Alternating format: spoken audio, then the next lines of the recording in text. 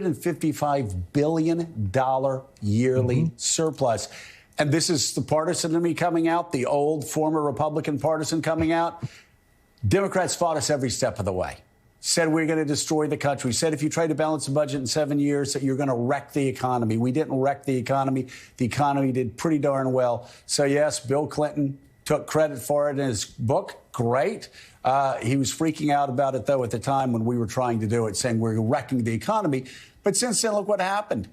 The deficit exploded to $5.7 trillion under George W. Bush, exploded to $11.5 trillion under Barack Obama, under Donald Trump. I'm sorry, I have that. It was 5.7 when Bush started, went up to over $11 trillion. Jumped up to $19 trillion by the time Barack Obama left office. And Donald Trump, even without COVID, these so-called conservative Republicans, biggest deficits ever, biggest federal debt ever, biggest budgets ever, every year. Bigger deficits, bigger budgets than before. Fiscally, they were radicals, even before COVID. And then COVID hit, and there you go. We're at $31 trillion.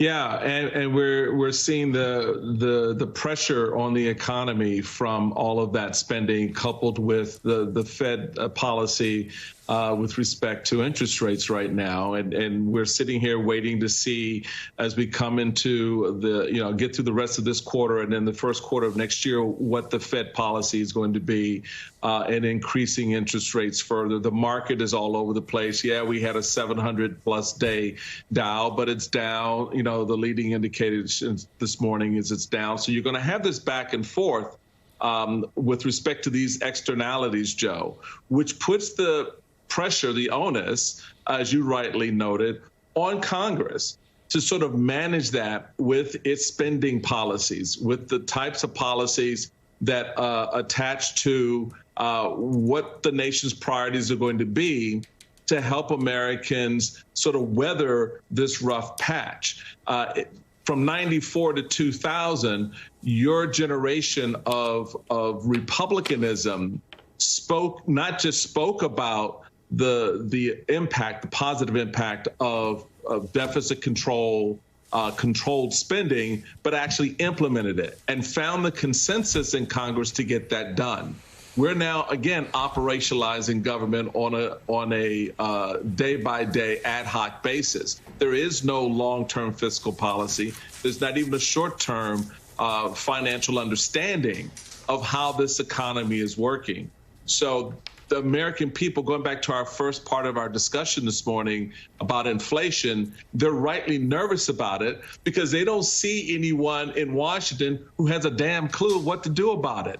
They don't understand how to help them and their businesses navigate through this, as Steve Ratner pointed out, giving with some of these externalities like MBS and his slap at the Biden administration, pushing OPEC to increase production. So all of this is going to play out politically going into this fall and into next year, and we're not going to be any better off from it.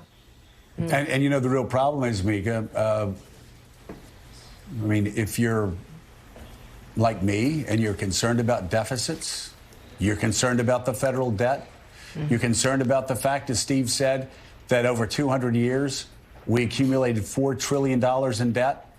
And over the past 20 years, we've accumulated another $20, $25, $26 trillion in debt. The problem is there's not a party that actually is going to answer your concerns. The only time Republicans give a damn about deficits are when Democrats are in the White House. That's the only time. If you look at the deficit skyrocketing under George W. Bush and under Donald Trump, it is, again, under Donald Trump especially, it's record-breaking. And by the way, Caddy could tell you this is what populists, right-wing populists across the globe do. It's like Obamacare. They use it to complain about. Yeah, they attack immigrants.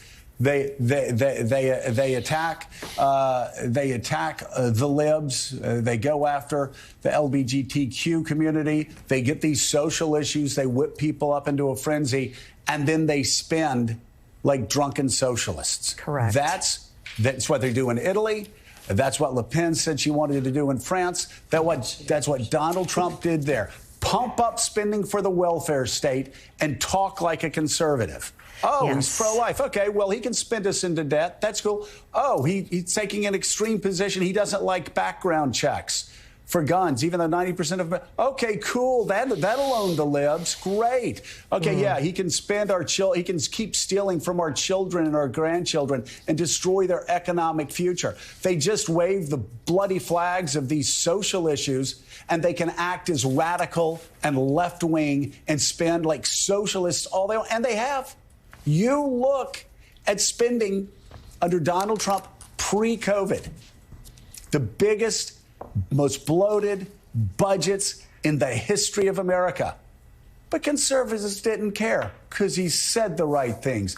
The gestures were right for them, and he owned the libs. Great. I hope you enjoyed owning the libs, and I hope you enjoyed the gestures, because he damn near bankrupted America. So, and with that, I just want to say the Admiral on the set says it's drunken sailors, just clarifying. Steve Ratner, thank you. In this case, drunken socialists. Drunken socialists. Okay, Steve Ratner, thank you so much for being on. It's great to see you. We are